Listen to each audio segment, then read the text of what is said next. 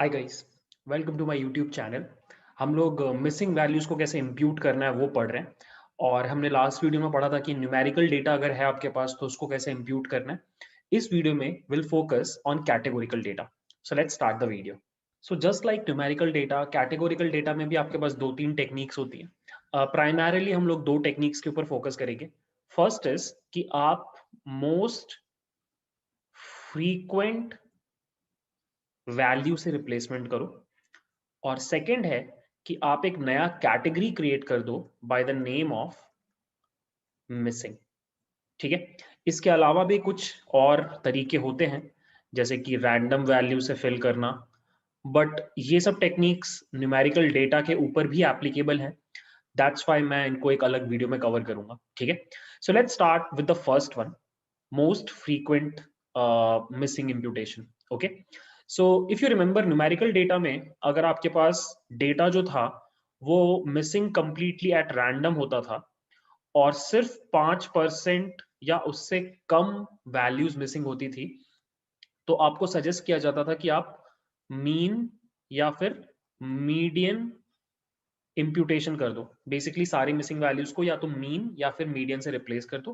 Categorical data में you can not have mean और median. That's why आप क्या करते हो, आप मोड से रिप्लेस करते हो। मोड मतलब वो डेटा जो सबसे फ्रीक्वेंटली आपके वेरिएबल में आया हुआ है। ठीक है। जैसे कि अगर आप बात कर रहे हो कि सिटी बोल के एक कॉलम है जिसमें अलग अलग वैल्यूज हैं, मुंबई, दिल्ली एंड कोलकाता। अब सबसे ज्यादा बार मुंबई आया हुआ है, उसके बाद दिल्ली और उसके बाद कोलकाता। तो जितनी भी आपकी मिसिंग वैल्यूज हैं उनको आप रिप्लेस कर दोगे यूजिंग मुंबई। ठीक है। अब ये सेम टेक्निक कायदे से आप न्यूमेरिकल डेटा के ऊपर भी लगा सकते हो, क्योंकि न्यूमेरिकल डेटा में भी कुछ ना कुछ मोड होगा, बट वहां पे एक्चुअली ज्यादा अच्छा परफॉर्म करता है मीन और मीडियन वाला अप्रोच। दैट्स वाई मोड वाला अप्रोच उतना कोई यूज नहीं करता न्यूमेरिकल डेटा में, बट मोड वाला approach is quite used in categorical data. ठीक है। यहाँ पे आपके पास एक दो अप्रोच होने चाहिए, एक दो असम्पशंस होने चाहिए। पहला अगेन जो मैंने आपको बोला, missing completely at random. Second एक चीज होनी चाहिए कि आपकी जो अलग अलग कैटेगरीज हैं, जैसे कि मुंबई है और दिल्ली है और कोलकाता है, सो आपका जो मोड है वो बाकियों से बहुत ज्यादा बार डेटा में आना चाहिए। आई होप आपको ये वाली चीज समझ में आ रही है। The good part about this technique is कि ये बहुत इजी टू इम्प्लीमेंट है, तो बहुत इजीली आप इसको प्रोडक्शन एनवायरनमेंट में रेप्लिकेट कर सकते हो। और इसका जो डाउन साइड है वो ये है कि आपके डेटा का डिस्ट्रीब्यूशन को चेंज करता है। मैं आपको दिखाऊंगा थोड़ी देर में। ठीक है। और या दैट्स इट, बस इतना ही है इसमें। और मैं जल्दी से आपको एक और टेक्निक बता देता हूँ, मिसिंग कैटेगरी इम्प्यूटेशन। मान लो आपके पास कोई डेटा है सिटी बोल के, और उसमें तीन वैल्यूज हैं, मुंबई, दिल्ली, कोलकाता, बट उसमें बहुत ज्यादा वैल्यूज मिसिंग है। लाइक मान लो 10% या उससे भी ज्यादा वैल्यू मिसिंग है। तो इस केस में आप यहाँ पर मोड से रिप्लेसमेंट नहीं करते हो, क्योंकि अगर आप मोड से रिप्लेसमेंट करोगे तो आपको सही रिजल्ट्स नहीं मिलते हैं। तो इंस्टेड आपको क्या करना चाहिए कि आप इसको एक नया कैटेगरी बना देते हो by the name of missing. तो जहां भी आपकी एन ए वैल्यूज हैं वहां पे आप मिसिंग लिख देते हो। तो इन अ वे अब आपके डेटा में चार कैटेगरीज हो गई, मुंबई और मिसिंग, कोलकाता एंड दिल्ली। ठीक है। तो ये आप स्पेशली इसलिए कर रहे हो सो दैट आप अपने मशीन लर्निंग एल्गोरिदम को बता पाओ कि ये डेटा मिसिंग था और बाकी का डेटा मिसिंग नहीं था। ये सेम अप्रोच हमने यूज किया था न्यूमेरिकल डेटा के केस में भी, इफ यू रिमेंबर। वहां पे भी दो तरीके हमने यूज किए थे। एक था आर्बिटररी वैल्यूज, जहाँ पे हम 99 या 999 या फिर -1 कुछ भी यूज करते थे हमारे एल्गोरिदम को बताने के लिए कि ये डेटा मिसिंग है, ये डेटा मिसिंग नहीं है। बाकी का काम ऑटोमेटिकली आपका एल्गोरिदम हैंडल करता था। यहाँ पे सिंस आप 99 और ये सब यूज नहीं कर सकते, आप इंस्टेड यूज करते हो मिसिंग वर्ड को। ठीक है। तो ये आपको तब यूज करना है जब आपका डेटा रैंडमली मिसिंग ना हो और बहुत ज्यादा वैल्यूज मिसिंग हो। ठीक है। और ये अप्रोच भी बहुत इजी टू इम्प्लीमेंट है, बिकॉज आपको बस एक नया कैटेगरी क्रिएट करना है। और इसका डाउन साइड एज सच कुछ खास नहीं है, इट्स जस्ट कि एक रैंडमनेस सा आता है आपके डेटा में, विच इज नॉट गुड। मतलब आप ऑब्वियसली इंप्यूट नहीं कर रहे हो, आप एक सिंपली बता दे रहे हो कि वैल्यूज मिसिंग है, तो उतना बढ़िया रिजल्ट नहीं देता है, बट अपने लेवल पे ठीक काम करता है। ठीक है, तो ये दोनों अप्रोचेस को मैं आपको जल्दी से कोड के थ्रू समझा देता हूँ। So if I go to the code, यहाँ पे मैंने एक नया डेटा सेट लिया है। ये एक हाउसिंग डेटा सेट है, कैगल पे बहुत famous advance regression housing data set, और उसमें बहुत सारे कॉलम्स है एक्चुअली। उसमें अराउंड 85 कॉलम्स है, बट मैं आपको सिर्फ 3 कॉलम्स लेके दिखा रहा हूँ। इन 3 कॉलम्स में पहला कॉलम है fireplace quality, second is garage quality, और third is sale price. So basically fireplace किसी घर में होता है, उसका क्वालिटी क्या है, गैराज का क्वालिटी क्या है, सेल प्राइस वो घर कितने में बिका। ठीक है, फायर प्लेस क्वालिटी कैटेगोरिकल है, गैराज क्वालिटी भी कैटेगोरिकल है, सेल प्राइस आपका टारगेट है, और न्यूमेरिकल है, मतलब ये रिग्रेशन प्रॉब्लम है।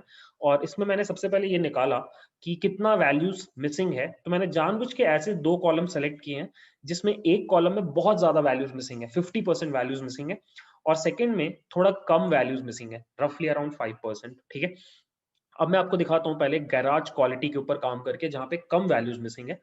तो इसमें अगर आप कैटेगरीज देखो, तो ये 4 कैटेगरीज हैं, TA, FA, GD, EX, PO.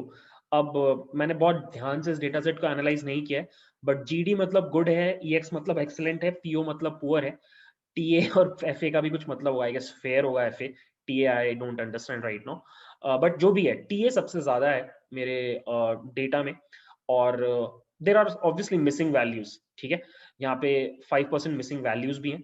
तो हम यहाँ पे क्या अप्रोच लगा रहे हैं सबसे पहले, अच्छा बाय द वे मैं गलत नोटबुक में आ गया, पहले हम फ्रीक्वेंसी वैल्यू इंप्यूटेशन करेंगे। दोनों नोटबुक्स में सेम डेटा सेट यूज हुआ है, so don't worry about that, same चीज है सब कुछ।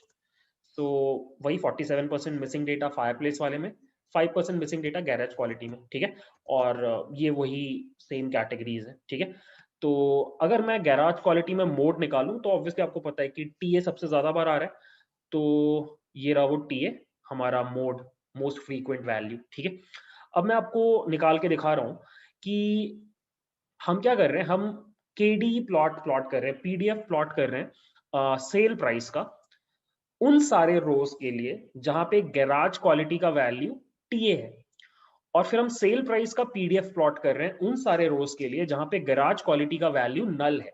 दोनों को साइड बाय साइड कंपेयर कर रहे हैं, और कंपैरिजन करके ये समझ में आ रहा है कि आपका ये लेजेंड देखो, जहां पे भी टीए है दैट इज ब्लू वाला, and house with NA missing values is orange वाला। सो यू कैन सी कि हमारा ब्लू वाला थोड़ा सा कम है हाइट में, लाइक जो आपका शेप है डिस्ट्रीब्यूशन का वो कम पीकेड है इन कंपैरिजन टू मिसिंग वाला। ठीक है, अब बस मैं आपको क्या करूंगा, मैं मिसिंग वालों को रिप्लेस करूंगा आपका मोड वैल्यू से, और मैं चेंजेस दिखाऊंगा इस ग्राफ में क्या चेंजेस आते हैं। ठीक है, सो हम क्या कर रहे हैं, हम अभी ये जो है टीए वाला वैल्यू, इसको एक वेरिएबल में स्टोर कर ले रहे हैं टेम्प, सो दैट हम इसको बाद में यूज कर पाए। बेसिकली इस ब्लू वाले कर्व को मैं स्टोर कर रहा हूँ सो दैट मैं बाद में उसको देख पाऊँ। और उसके बाद ये सबसे इंपॉर्टेंट स्टेप है, यहाँ पे मैं पैंडास का fill N A function use कर रहा हूँ to impute the missing values by TA. जितनी भी मिसिंग वैल्यूज है उनको टीए से रिप्लेस कर रहा हूँ।